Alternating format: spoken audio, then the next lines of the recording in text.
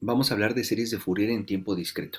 Entonces, vamos a tomar a un conjunto beta que consta de estas funciones exponenciales complejas, también vistas como funciones en tiempo discreto. Vamos a tomar a la función 1, a la función e omega 0jn, e a la 2 omega 0jn, e a la 3 omega 0jn, así sucesivamente hasta n0 menos 1 omega 0jn. Este n0 es mayúscula, es un número que nos dan, un número entero positivo, y una vez que nos den ese número podemos construir este conjunto beta. Recordemos que para que esas señales sean en tiempo discreto, la letra n solamente se va a evaluar en números enteros. Vamos a demostrar que este conjunto es ortogonal, es decir, el producto punto entre cualquiera dos funciones distintas aquí va a ser 0 siempre y cuando el omega 0 satisfaga esta relación con el n0, que es algo equivalente a lo que pasaba con las señales en tiempo continuo. Si recordamos, cuando nosotros estábamos haciendo series de Fourier exponencial complejas, pues resultaba ser que la base beta, el conjunto de funciones que tomábamos, era un conjunto infinito. Aquí no tenemos un conjunto infinito, aquí tenemos simplemente n0 elementos, y recordemos que n0 es un número entero positivo. ¿Por qué aquí no tenemos un conjunto infinito? Bueno, vamos a tratar de explicar esta parte lo más claro que se pueda. Lo que vamos a hacer es lo siguiente. Vamos a pensar que P es el número que multiplica al omega 0jn. O sea, P vale 1, P vale 2 o P vale 3. Así sucesivamente, P vale n0 menos 1. Pero también P puede valer 0. Si esto lo multiplicamos por un 0, pues nos da esta función 1. Entonces, mediante esta literal, vamos a referirnos a cualquiera de estas funciones. ¿Ok? Y entonces lo que vamos a hacer es tomar una función, ¿sale? Que sea alguna de estas y vamos a sumar un entero positivo y el entero positivo es n0. Entonces, por ejemplo, si n0 vale 7, tomamos este 1 más 7, este 2 más 7, este 3 más 7 y el resultado de esa suma lo vamos a multiplicar. Eso lo hacemos así. Entonces, si indexamos por un subíndice el coeficiente que está aquí, pensando que la variable n de la función está multiplicando aquí afuera, o sea, aquí al final del extremo derecho, pues entonces pues sustituimos este subíndice. Entonces, esta función exponencial es alguna de estas y a la cual hemos sumado el número n0, que es un número conocido, un número que tenemos que proporcionar. Entonces, pues por ley de los exponentes, esta exponencial se puede partir en estas dos y omega 0 por n0 satisface esta relación matemática, por lo tanto la multiplicación de omega 0 por n0 es 2pi, pero e a la 2pi nj pues es coseno de 2pi n más j seno de 2pi n. El seno de 2pi n pues va a ser 0 y coseno de un múltiplo par de pi pues es un 1. Entonces esta exponencial compleja se convierte en un 1. Si lo multiplicamos por esta función pues la deja igual. Y esta precisamente es phi de p multiplicado por, bueno, evaluado en n, no es una función. Entonces lo que estamos viendo es que si tomamos una función que tenga otro número entero multiplicando aquí, y ese número entero diste de alguna de ellas en n0, en n0, pues resulta ser que es la misma función. Entonces, ¿qué pasa? Recordemos que en las funciones exponenciales, en general, en las funciones exponenciales en tiempo discreto, no tenemos funciones distintas, no tenemos ni cosenos ni senos distintos. Los senos y cosenos distintos solamente viven en el intervalo de 0 a 2pi. Eso lo hacíamos en un video cuando vimos funciones trigonométricas en tiempo discreto. Entonces, lo que tenemos y lo que habíamos comentado era que cualquier función trigonométrica, senos o cosenos, en particular las exponenciales, una parte es coseno y otra parte seno, la parte real y la parte imaginaria respectivamente, pues si las frecuencias distaban en un múltiplo de 2pi, pues las funciones eran las mismas. Entonces aquí no tiene sentido tomarme una cantidad infinita, porque pues al final esa función, si se sale la frecuencia es lo que multiplica al jn, si llega a estar en otro intervalo de longitud 2pi, es equivalente a una de estas funciones. Y aquí lo hemos ilustrado más o menos. Esta 0 es la exponencial que tiene la frecuencia 0, es decir, el número que multiplica jn. Después tenemos al omega 0, el número que multiplica jn. Después tenemos a 2 omega 0, el número que multiplica a Jn y así sucesivamente hasta n0 menos 1 omega 0 hasta esta. La siguiente ya va a estar aquí en 2pi, pero esta en 2pi otra vez es como si estuviéramos en 0. La siguiente estaría aquí, pero es equivalente a esta función. Y la siguiente que está aquí es equivalente a esta, y así sucesivamente. Eso ha quedado, eso se, digamos, se argumenta con esta igualdad matemática. Entonces, ese es el motivo por el cual no necesitamos una cantidad infinita de funciones en tiempo discreto. Ahora, ya que comentamos por qué el conjunto no es infinito, no tiene sentido, las funciones serían las mismas según esta igualdad, vamos a ver que este conjunto es ortogonal. Entonces, ¿cómo sabemos que es ortogonal? Pues hacemos un producto punto de cualquiera dos de ellas, ¿no? Entonces tomamos una función indexada por un p, una función indexada por un q, en donde p y q van a denotar alguno de estos números, ¿no? Alguno de los números que viven aquí. Y el producto punto pues se define igual como la multiplicación de la función de la izquierda por la función de la derecha conjugada, y en lugar de integrar vamos a sumar en un intervalo de longitud n0. Entonces pues si sustituimos, recordemos que el conjugado de la exponencial compleja es simplemente cambiar el signo al exponente, y hacemos aquí multiplicación, bases iguales se suman los exponentes y nos queda esto.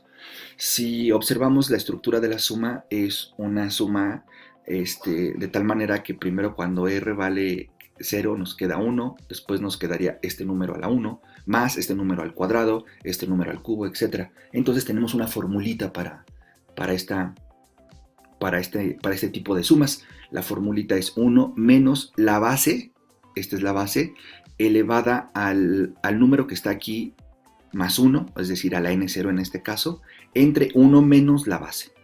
Esta es la formulita de simplificación, y esta formulita es válida siempre y cuando abajo no dividamos entre 0. Para que abajo dividamos entre 0 necesitamos que este número sea un 1. Para que este número sea un 1, como nuestras variables son p y q, pues resulta ser que p debe de ser igual a q. Entonces esta formulita es cierta siempre y cuando p sea diferente de q.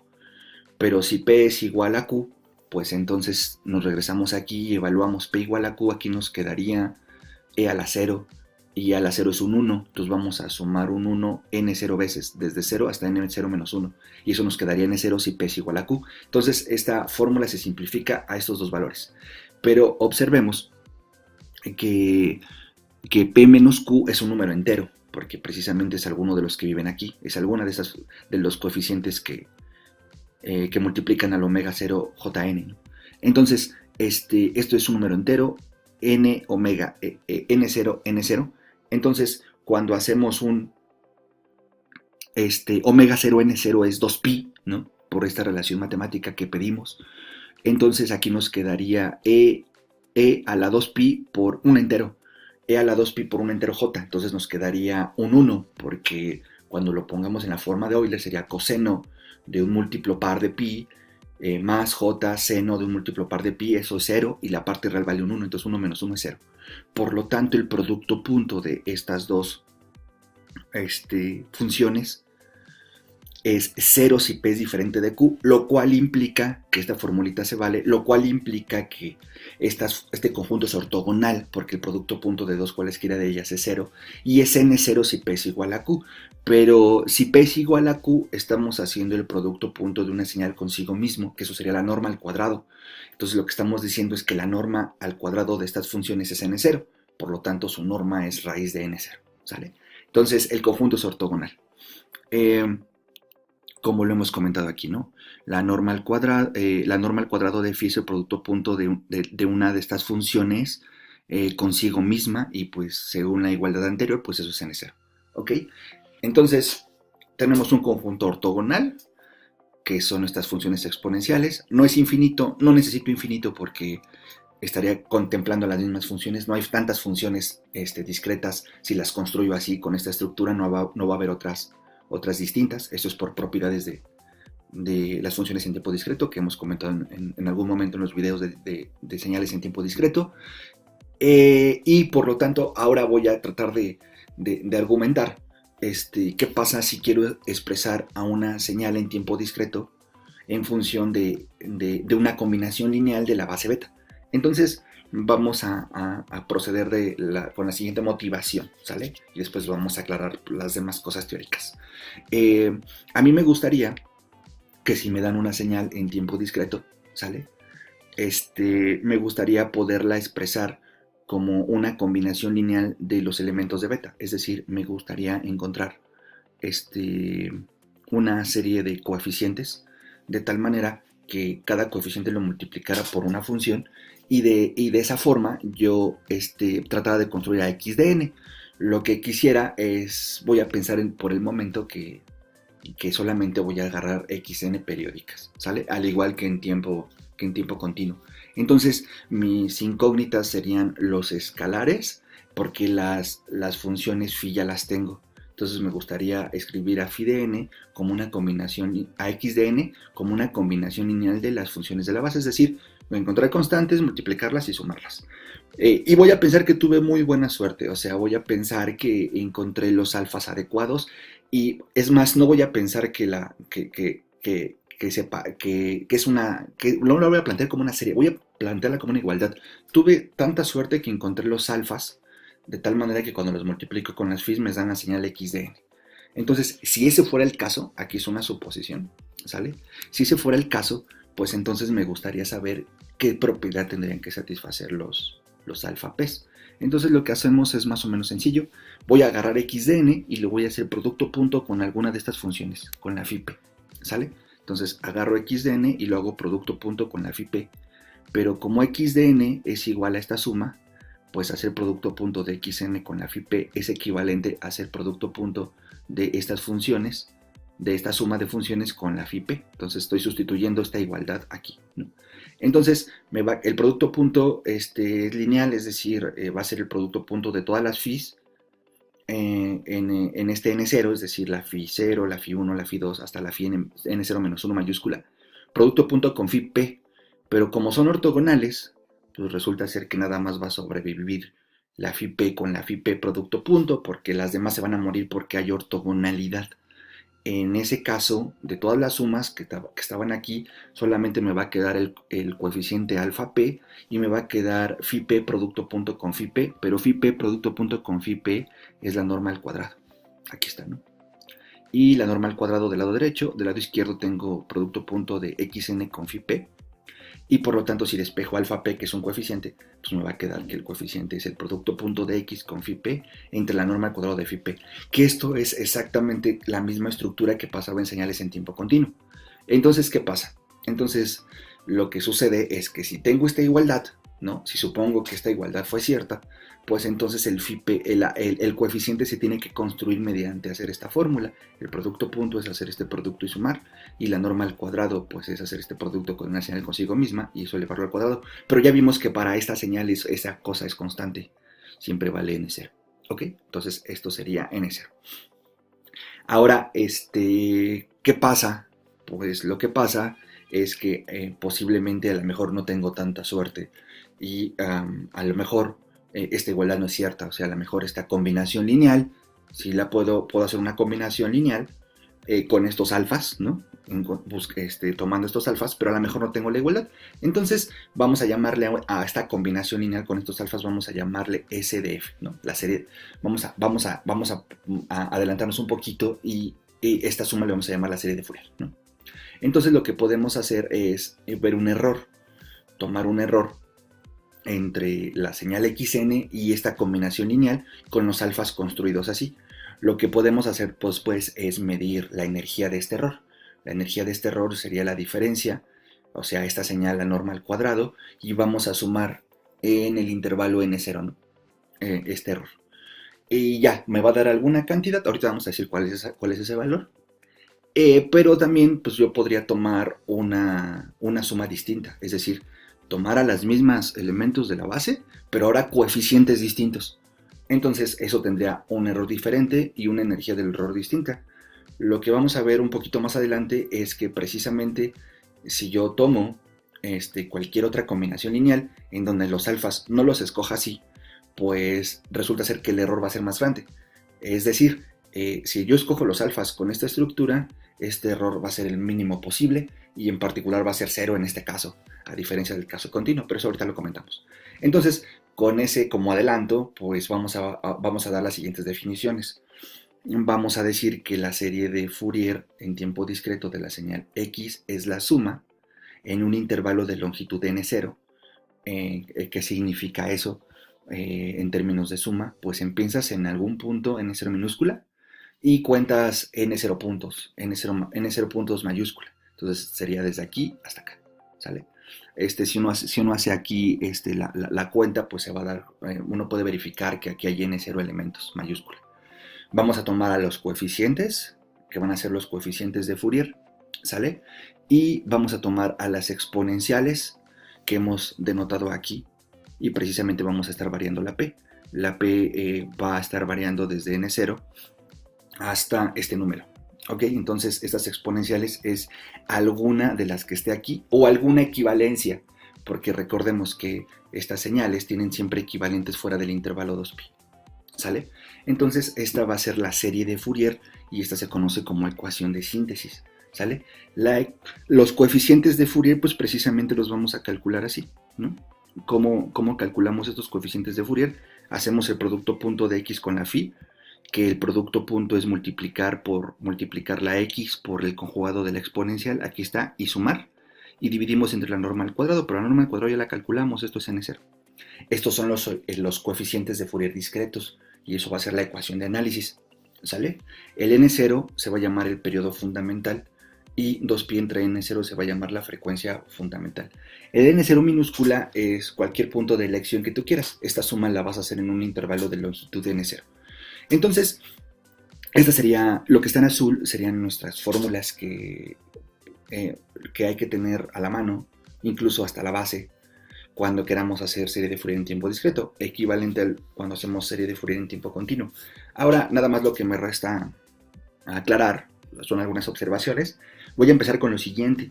Lo que yo había comentado anteriormente es que si yo construyo la serie de Fourier, lo que le llamo la serie de Fourier es que si los coeficientes los construyo con esta estructura, que al final me queda así, pues resultaba ser que el error era el más pequeño, ¿no?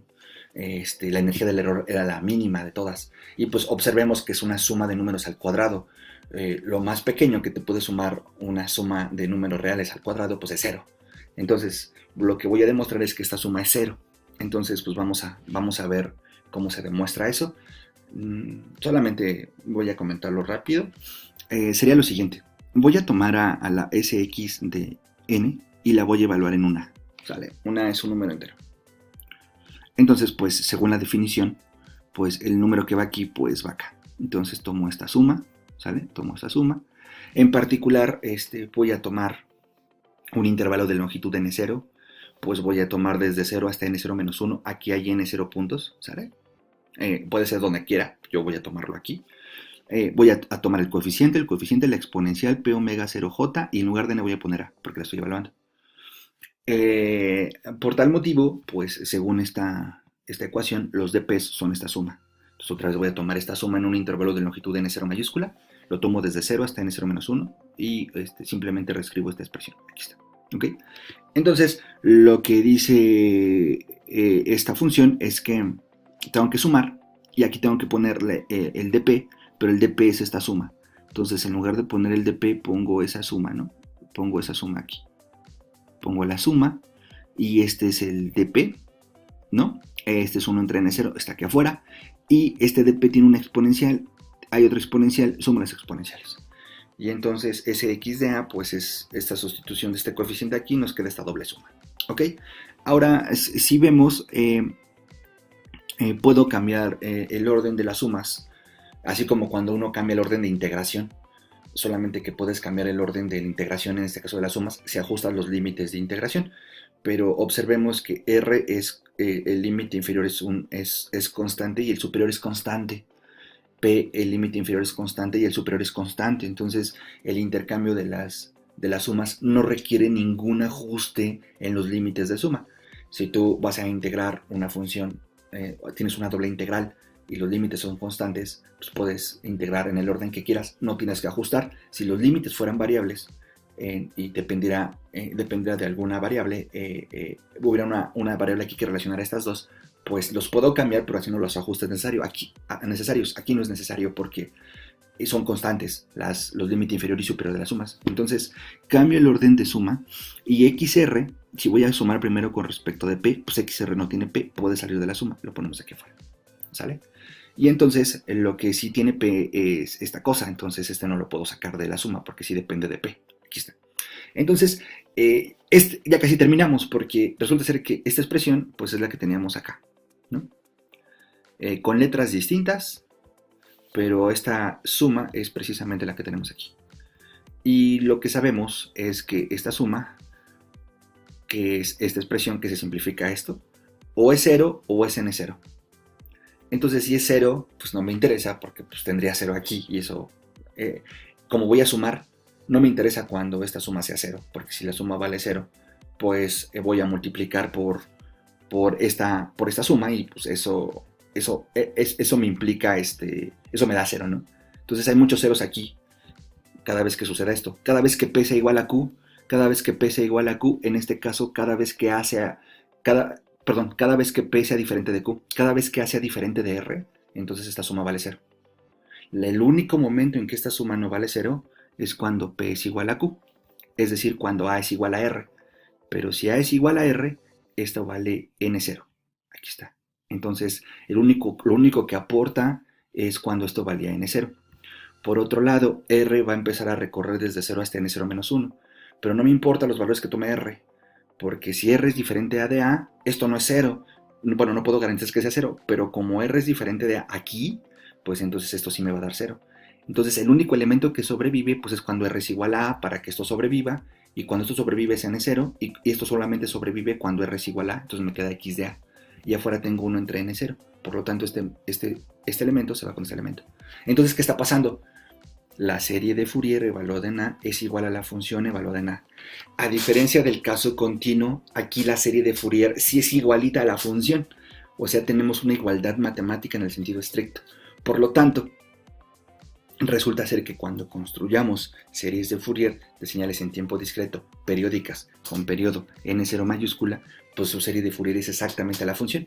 Ahí sí hay una combinación lineal. No es necesario hablar de convergencia, no es necesario hablar de los límites. ¿Por qué? Porque aquí estamos observando que sí hay una igualdad matemática.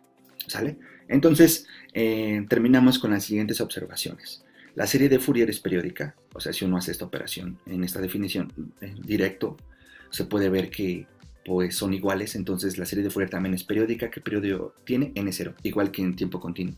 Los coeficientes son periódicos, es decir, si yo calculo un coeficiente para un cierto valor de P y N0 vale 7, entonces el coeficiente, por ejemplo, 3 es igual al de 10, porque los coeficientes también son periódicos, ¿sale? Esto ¿cómo se puede observar? Quito P y pongo P más N0, me va a quedar algo como así, y voy a observar que es el mismo, ¿no? Es el mismo coeficiente. Los coeficientes son periódicos. Si X es una señal real, el coeficiente con subíndice P y el coeficiente con subíndice menos P. P es un número, entero, menos P van a ser conjugados. Eso también se puede observar. Si quitas P y pones menos P, entonces este menos con este menos es más, y ese es el conjugado del original, ¿sale? Siempre y cuando la señal X sea real. Y aquí tenemos dos cosas que son distintas a las señales en tiempo continuo. Si hay una igualdad entre la función y la serie directo, no es un límite, no hay que sumar muchos armónicos, de hecho la cantidad de armónicos es finita, ¿no? Esta igualdad matemática siempre se da, a diferencia del caso continuo. Aquí tenemos igualdad matemática. Y por otro lado, no necesitamos hacer una suma infinita, ¿no? La suma es de n0 elementos, o sea, la combinación lineal solamente tiene n0 sumas. Estas dos propiedades no pasan en señales en tiempo continuo. Entonces, bueno, esto es la teoría, pues como porque todo funciona. Hay que tenerlo claro para saber qué estás haciendo. Si tienes claro que más o menos qué se está haciendo, ya las operaciones, pues es aprender a hacer las operaciones y con práctica. Pero yo creo que algo fundamental es saber qué estás haciendo. Se te puede olvidar, obviamente, ¿no? Incluso los procedimientos se pueden olvidar, pero si tienes claro en algún momento qué estás haciendo, si guardas la idea general, pues ya después cuando te hablen de series de Fourier, ya sea en tiempo continuo o en tiempo discreto, pues tienes una idea y ya puedes regresar y repasar. Pero es importante saber qué estamos haciendo para que no estemos trabajando en vacío. Entonces, en el siguiente video vamos a hacer unos ejemplos.